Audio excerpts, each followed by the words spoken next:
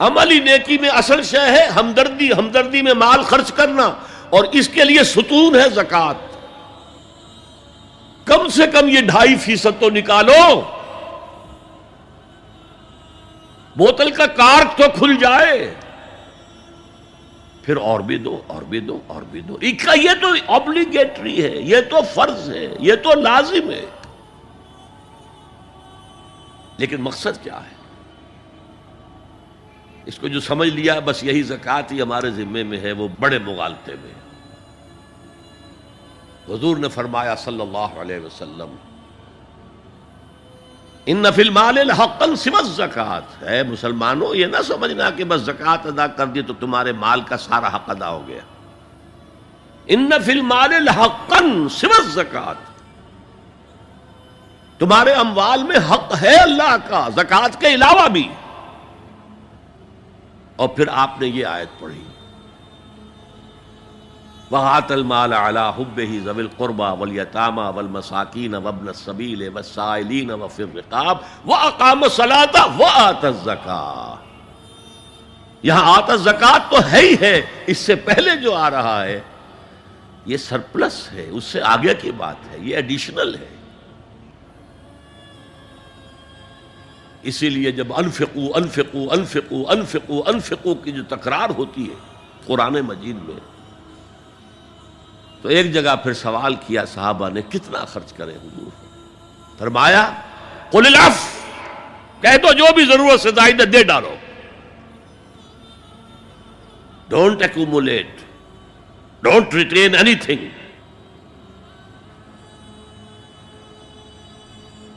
ایک بات آپ سے کہوں، آپ کچھ چونک جائیں گے،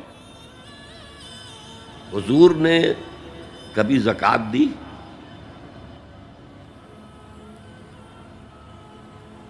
کبھی نصاب کے بقدر پیسہ آپ کے پاس جمع ہوا کہ آپ پر زکوٰۃ واجب ہوتی؟ کیسی عجیب بات ہے۔ ارکان دین میں سے ایک رکن سرے سے غائب، کبھی آپ نے مال رکھا ہی نہیں۔ حضور کا اسوہ ہم جانتے ہیں، مسواک کر لی ہے، پائچے جو ہیں ٹخنے سے اوپر کر لیے ہیں، یہ اسوہ ہے؟ ہاں ہے، یہ بھی ہے، ٹھیک ہے، سنت ہے، اسوہ تو یہ ہے۔ اور صرف آپ کا نہیں، جنہیں ہم کہتے ہیں فقراء صحابہ، ابو ہریرہ، ابو ذر، سلمان فارسی، علی رضی اللہ تعالی عنہم اجمعین، یہ فقراء صحابہ میں سے تھے، کبھی کچھ نہیں رکھا اپنے پاس۔ میں نے بتایا تھا آپ کو شاید کہ حضرت علی کی جب شادی ہو رہی تھی حضرت فاطمہ سے، کوئی مکان تھا ہی نہیں، کہاں لے کے جائیں؟ ایک انصاری نے ایک حجرہ دیا ہے اپنے مکان کا، اس میں حضرت فاطمہ ودا ہو کر گئی۔ He didn't have any home۔ ابو ذر وہ تو دوسری انتہا کو چلے گئے تھے۔ قانون یہی ہے، حلال سے کماؤ، اگر ایک حد سے آگے بڑھ جائے تو زکوٰۃ دے دو، باقی تمہارے اختیار میں ہے، دینا چاہو دو، نہ دینا چاہو رکھو اپنے پاس۔ قانون اس سے زیادہ آپ کو پابند نہیں کرے گا۔ کبھی بھی آپ نے جبر نہیں کیا، ایمرجنسی میں بھی جبر نہیں کیا۔ ایک واقعہ آتا ہے کہ حضور کو کئی وقت کا فاقہ تھا، تھوڑی دیر کے بعد حضرت ابو بکر آئے، آپ نے چہرے سے پہچان لیا کہ فاقے سے۔ پھر حضرت عمر آئے، پہچان لیا کہ فاقے سے۔ شاید حضور خود اپنے لیے نہ اٹھتے نہ جاتے، اپنے دونوں ساتھیوں کو لے کر ایک انصاری کے باغ میں پہنچ گئے۔ انصاری کی عید ہو گئی، فوراً لا کر اس نے کچھ کھجوریں، کچھ انگوروں کے گوشے رکھے۔ اس کے بعد وہ دوڑا چھری لے کر کسی جانور کو ذبح کرنے کے لیے۔ یہ ساری تفصیلیں میں کیا بتا رہا ہوں؟ مال یہ نہیں تھا کہ مدینے میں سبھی فاقے سے تھے، موجود تھے جن کے پاس مال تھا، لیکن جبراً آپ نے کسی سے کچھ نہیں لیا۔ جب وہ چھری لے کر چلا، فرمایا دیکھنا کسی دودھ والے جانور کو نہ ذبح کرنا۔ بہرحال کچھ دیر کے بعد وہ گوشت پکا کر لایا، روٹیاں رکھیں۔ اس کے بعد حضور نے ایک روٹی پر چند بوٹیاں رکھ کر کہا یہ عائشہ کو دے آؤ، اسے بھی کئی وقت کا فاقہ ہے۔ اور پھر حضرت عمر کی طرف رخ کر کے کہا عمر یہ ہیں وہ نعمتیں جس کا حساب دینا پڑے گا اللہ کے ہاں۔ وَأَمَّا بِنِعْمَةِ رَبِّكَ فَحَدِّثْ، اور یہ جو فرمایا گیا الہاکم التکاثر میں نعمتوں کا حساب لیا جائے۔ وَلَتُسْأَلُنَّ يَوْمَئِذٍ عَنِ النَّعِيمِ، فرمایا یہ نعمتیں ہیں۔ تو یہ ہے اصل میں انفاق کا معاملہ، آپ کے اس پر چھوڑ دیا گیا ہے۔ جتنا بھی آپ میں جذبہ ہے، جتنا بھی آخرت کا یقین ہے، اتنا ہی آپ پسند کریں گے کہ آخرت کے بینک میں جمع کرائیں، یہاں کے بینکوں میں کیوں جمع کرائیں؟ یہاں کتنا دے دیں گے آپ کو؟ 10%، 20%؟ وہاں 700% ملتا ہے۔ 700% نہیں، 7000، 700 گنا۔ Why to keep it in these banks؟ حضرت مسیح کا جو پہاڑی کا واس بہت مشہور ہے، سرمن آف دا ماؤنٹ، بڑے پیارے الفاظ ہیں۔ میں آپ سے اپنا تاثر عرض کیے بغیر نہیں رہ سکتا۔ جہاں تک مواعظ کا تعلق ہے، جو حضرت مسیح کے مواعظ آئے ہیں ان سے اونچے واعظ کوئی ممکن نہیں۔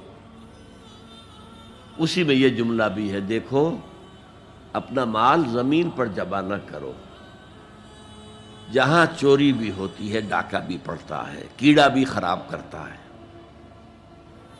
آسمان پر جمع کرو جہاں نہ چوری کا اندیشہ، نہ ڈاکے کا خوف، نہ کیڑا خراب کر سکے۔ اس لیے کہ میں تم سے سچ کہتا ہوں کہ جہاں تمہارا مال ہوگا وہیں تمہارا دل ہوگا۔ مال یہاں ہوگا تو دل اٹکا ہوا ہوگا، اور فرشتے اس طرح گھسیٹ کر کھینچیں گے آپ کی جان کو جیسے کہ سیخ پر سے کباب کھینچا جاتا ہے۔ اور اگر دل وہاں لگا ہوا ہے جس کے لاکھوں کروڑوں ڈالر سوئس بینکس میں جمع ہے، اسے کہا جائے نکل جاؤ پاکستان سے، اسے کوئی تکلیف ہوگی؟ نکل جاؤ فلاں ملک سے، ملک بدل کرتے تمہیں کیا تکلیف؟ میرے بینک کے اندر پیسے ہیں۔ البتہ جس کا باہر کچھ نہ ہو، اسے اگر یہ دی جائے سزا تو اس کی تو جان پر بن جائے گی۔ تو یہ ہے انفاق کا معاملہ۔ اس میں یہ دو جو ہے، ایک قانونی سطح ہے۔ قانونی سطح یہ کہ حلال ذریعہ حرام نہ ہو، سود نہ ہو، جوا نہ ہو، فحاشی کو ذریعہ نہ بنایا جائے، منشیات کو ذریعہ نہ بنایا جائے کمائی کا۔ اور جو بھی آپ کے پاس ہے، آپ نصاب کی سطح کے اوپر آ گئے تو 2.5% زکوٰۃ دے دو۔ قانون اس سے آگے آپ سے مطالبہ نہیں کرے گا، اگرچہ فقہاء نے یہ فتویٰ دیا ہے کہ اگر کسی وقت جو فقراء ہیں ان کی ضرورتیں زکوٰۃ سے پوری نہ ہو سکیں تو اس وقت کا امام، اس وقت کا خلیفہ، وہ زبردستی بھی امراء کے مال میں سے مزید لے سکتا ہے زکوٰۃ کے علاوہ۔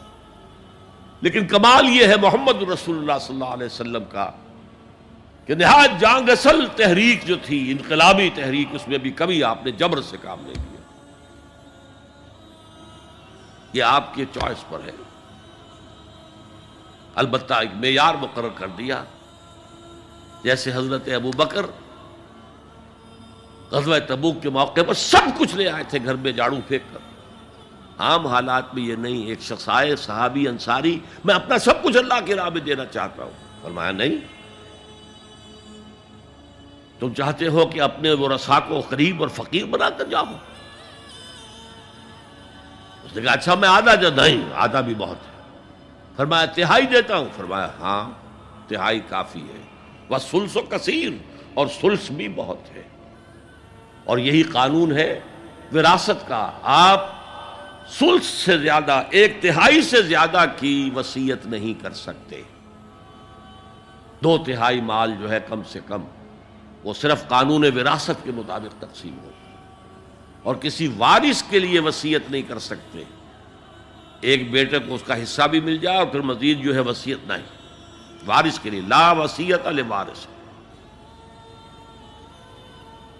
تو یہ ہے زکوٰۃ، در حقیقت اس جذبہ انفاق کو سپورٹ دینے والی شے. کم سے کم یہ تو دو. بوتل کا کارک کھل جائے گا تو مزید بھی نکل آئے گا اس میں سے. وآت المال على حبه ذوي القربى واليتامى والمساكين وابن السبيل والسائلين وفي الرقاب وأقام الصلاة وآتى الزكاة.